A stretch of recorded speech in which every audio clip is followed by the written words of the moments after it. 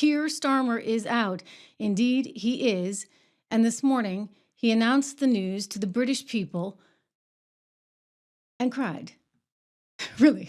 And when I leave the biggest job in the country, I shall spend more time on the most important job, being the best husband I can to my fantastic wife, Vic, who has been a rock by my side through good times and bad, and being the best dad I can to my beautiful children, who are my pride and my joy.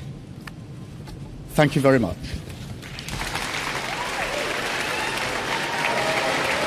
And with that, he's out of there. Okay, so who's keeping a tally? Starmer's gone. We got a new guy in Colombia. Yeah, you know, MAGA's taking over the world.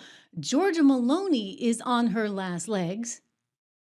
I mean, not literally. I think she's got pretty good legs, but Georgia, I'm sorry, I think the handwriting's on the wall. And now this pivot away from Trump is really going to cost you. I mean, well, you know, you look at what's going on in the UK. They've had something like 8 prime ministers in the last 10 years. This whole Brexit thing, they can't figure it out. Well, you know, maybe they should have listened to the people all along. The people voted for Brexit. And what did you see with the UK? They never bothered to curb any of their migration. Oh, so you had to have the EU come out last week and say enough is enough is enough is enough. I mean, meanwhile, you got a mess of an economy with all the regulation. You heard Andy Puzder tell us that just a couple of weeks ago, right? He said it is a mess. And he put the UK in with the rest of the EU. They got so much regulation, they're going to regulate themselves out of existence, on top of which they can't figure out how to get their own oil, even though they're sitting on a whole bunch of it. Here's the president just moments ago, talking about Starmer, and he wishes him well, but gosh darn it, that guy had his head up as you know what. And when I leave the biggest job in the country. No, we don't need to listen to him again. Here, let's go to the President of the United States. Here we go. Sir, you've been quite critical of Prime Minister Starmer, and he's now resigned. Your thoughts, and who would you like to see as the next Prime Minister of the UK? I was critical only from the set because I think he's a lovely man, but I said you're really messing up energy. You have windmills all over the place. In the meantime, you have the North Sea oil, and they won't let anybody drill. It's one of the great fields in the world, and they haven't even found most.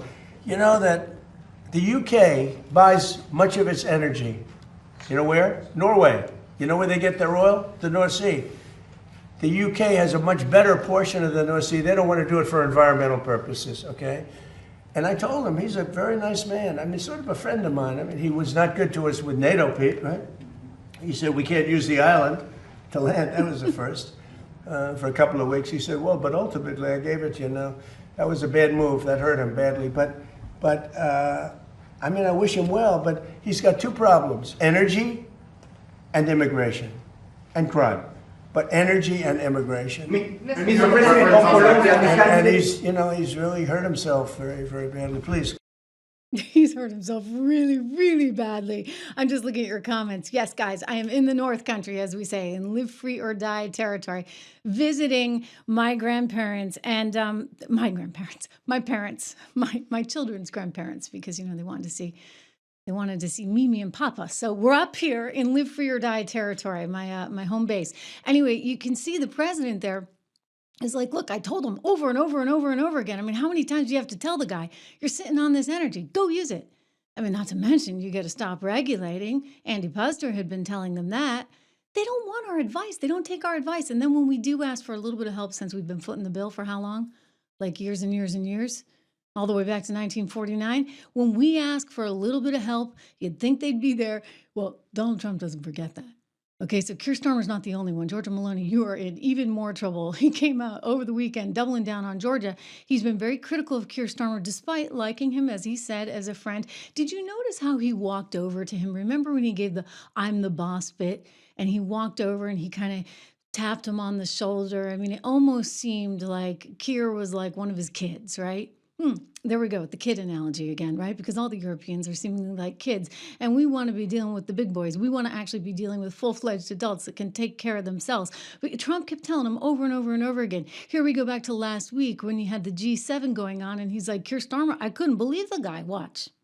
Not while the war was going on. I was a little disappointed.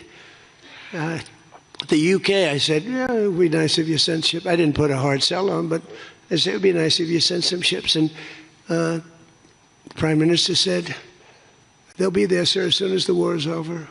I said, did he just say that? I couldn't believe it, actually. Couldn't believe it. Couldn't believe it at all. You know, you really learn in times of strife who your friends are, right? I'm sure every one of us has been through a tough experience when, you know, we can remember back on it who's there for you. I remember personally when I lost my job at Fox because, you know, I was a little too ahead of the curve, shall we say, on the whole March 2020 COVID thing. And they didn't like that. A lot of people didn't like that. I bet you Fauci didn't like that. I bet there were a lot of calls going back and forth. Whatever. It's all water under the bridge. I'm very, very happy. No hard feelings. Boy, it was the best thing that ever happened to me looking back on it. But nonetheless, I remember who called me. I remember who reached out. The President of the United States was one of them. Our now Defense Secretary was actually another one. I mean, you know, that kind of stuff matters when you're in a crisis. So think about if you're a country and you're in a crisis, you need access to the island that the UK was supposed to give you. And they say, sorry, can't do. Or you call up Georgia Meloni and you're like, I need to get the troops in at Sigonella. They're going to refuel there on the way to the Middle East. I mean, we're kind of doing it for them, right? We're doing it for the world. Heck, we got lots of oil here. And by the way, we got a heck more right down there in Latin America. Just look at Venezuela. I mean, and we're going to have more where that came from because the whole of Latin America, what do you know, is turning out to be conservative territory. Amazing how that happens as soon as they get rid of USAID, isn't it? I mean, USAID funding dried up and then all of a sudden the whole place goes conservative?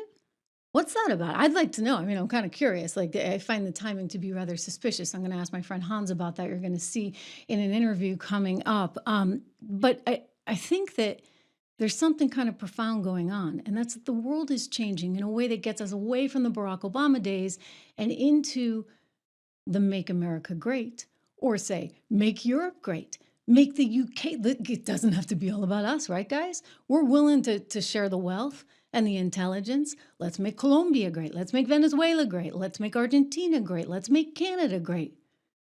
There's a lot of opportunity for everybody to get their heads screwed on straight because they've been off in la-la wacko land for the last, I think we can go all the way back to 2008, right? Barack Obama coming in. And you think about what ensued and what followed, and you think about things like USAID and the influence those programs had all over the world. And you think about all of a sudden when they're gone, the people come out and they vote for conservatives because human beings can't get re-engineered, okay? Human beings have certain basic qualities about them. And this is what capitalism taps into. This is what Donald Trump has tapped into. And when you're Kier Starmer and you're over there trying to reinvent the world and say, okay, well, we can take everybody in. And over in Northern Ireland, we're going to continue taking them in. We're going to put all these migrants into Northern Ireland. And Northern Ireland goes, whoa. And all of a sudden, everything gets lit on fire.